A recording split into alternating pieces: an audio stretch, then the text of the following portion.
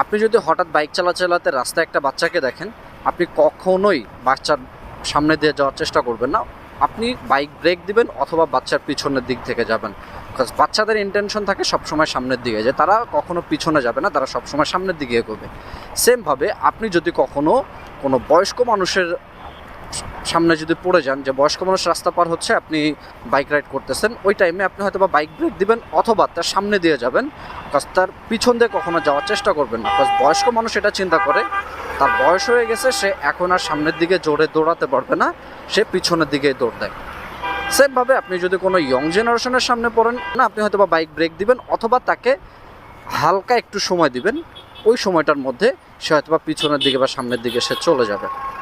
But যদি ভুলেও কোনো মেয়ে যদি আপনার বাইকের সামনে পড়ে, ভাই আপনি সামনে পিছনে উপরে নিচে কোনো দিক দিয়ে যাইতে পারবেন না। আপনি হয়তো বা বাইক ব্রেক দেন অথবা আপনার ডানে বামে যদি খাল বিল নদী নালা যদি থাকে ভাই, ওইখানে চালায়া দেন। কারণ আপনি তার সামনে দিয়ে নিল, সে ও মাই গড বলে মনে করেন যে আপনার ঘাড়ের উপরে এসে পড়বে। আপনি তার সামনে পিছন দিয়ে যাইতে গেল, সেম একটা ওয়া ও মাই গড বলে মনে করেন যে আপনার ঘাড়ের উপরে এসে পড়বে। অর্থাৎ মেয়ে মানুষ ভাই ডেঞ্জারাস, ওদের থেকে সাবধান। আপনি হয়তো বা বাইক ব্রেক দেন অথবা বাইক আপনার আশেপাশে খালে বিলে নদী নালাতে ফালায় দেন, তারপরেও ভাই মেয়ে মানুষের আশেপাশে আপনার বাইক নিয়ে যায় না।